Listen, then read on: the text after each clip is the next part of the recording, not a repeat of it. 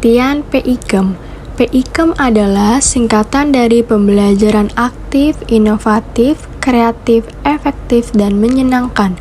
Model ini mendorong keterlibatan aktif siswa dalam proses belajar dengan suasana yang menyenangkan dan berorientasi pada pengembangan kreativitas dan pemahaman yang mendalam, bukan sekedar hafalan.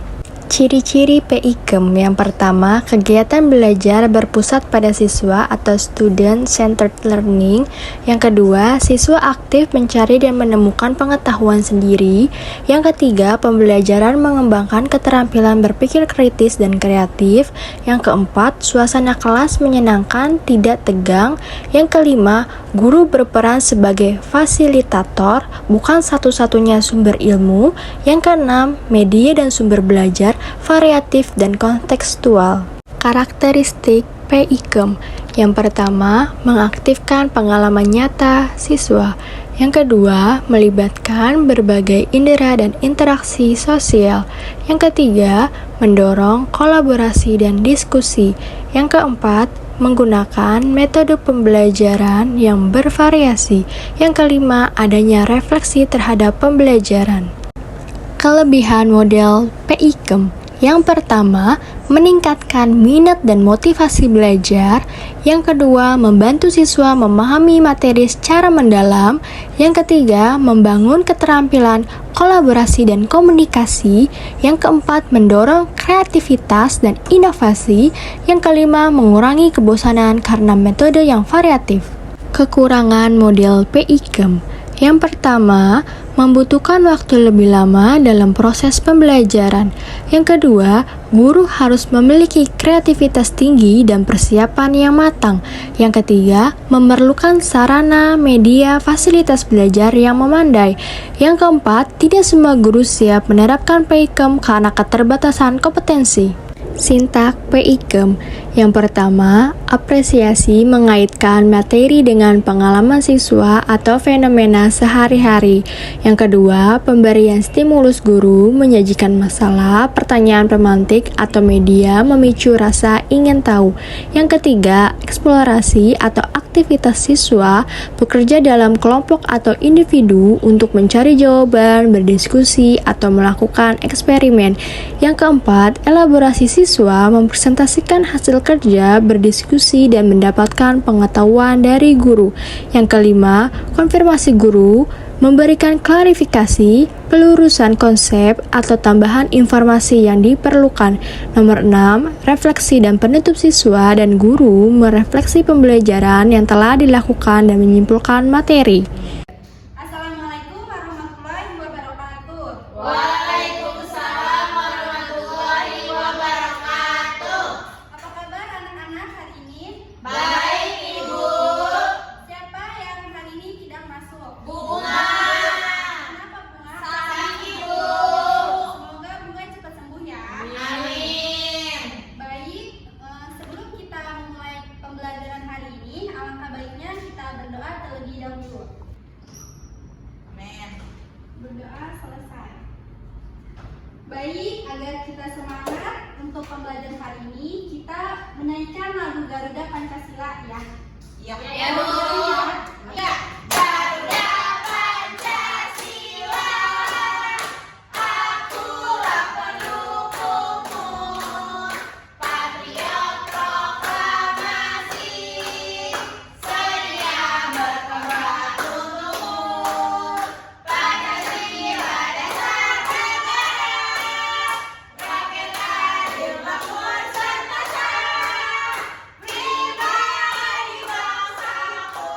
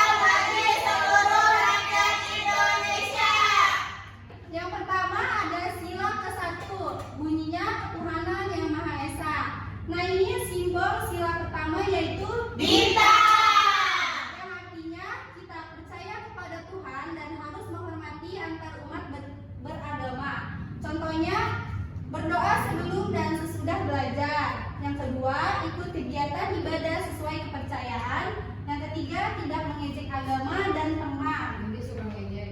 Enggak, kamu suka ngejek. Tidak, Bu. Nah, di sini ada sila kedua, kemanusiaan yang adil dan beradab. Ini simbol sila kedua, yaitu Rantai Alimas. yang artinya kita berperilaku baik dan adil kepada sesama. Contohnya seperti menolong teman yang jatuh, tidak membeda-bedakan teman kaya atau miskin, dan mengucapkan maaf saat berbuat salah. Maaf ya. Ketiga, Persatuan Indonesia. Ini simbol sila ketiga, yaitu Pohon beringin. yang artinya kita harus rukun, bekerja sama, dan menjaga persatuan. Contohnya seperti bergotong royong membersihkan kelas, tidak memilih-milih teman, menyanyikan lagu Indonesia Raya dengan semangat. Sekarang ada sila keempat, yaitu kerakyatan yang dipimpin oleh hikmat, kebijaksanaan dalam permusyawaratan perwakilan. Ini simbol sila keempat. Apa tadi? Kepala banteng. Yang artinya Kita harus bermusyawarah dan mendengarkan pendapat bersama. contohnya Ada diskusi bersama saat memilih ketua kelas. Tidak memaksakan keinginan sendiri. Yang ketiga, ada memberi kesempatan teman bicara saat berdiskusi.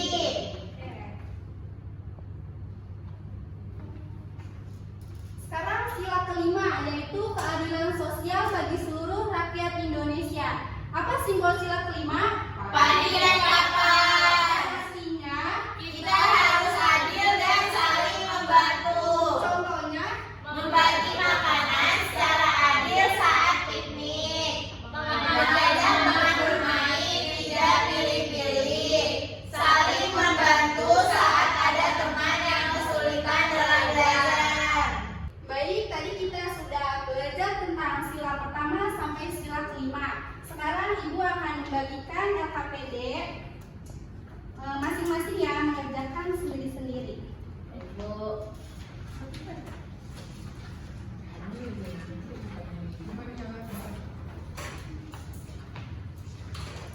Tanggal berapa, Bu?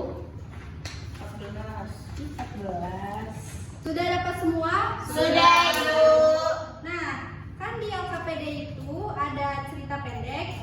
Kita baca bareng-bareng ya cerita pendeknya. Ayo, 1, 2, 3. Hari Sabtu pagi, warga kampung Cempaka berkumpul di balai desa. Mereka membawa saku, cangkul, dan kantong sampah. Pak RT memimpin kegiatan gotong royong membersihkan lingkungan. Anak-anak juga ikut membantu menyapu halaman dan mengumpulkan sampah plastik. Semua warga bekerja sama dengan semangat. Mereka ingin kampung mereka bersih dan sehat. Kegiatan selesai dengan senyum bahagia dan makan bersama-sama. Isi pertanyaan yang ada di situ ya. Iya, Bu. Sesuai dengan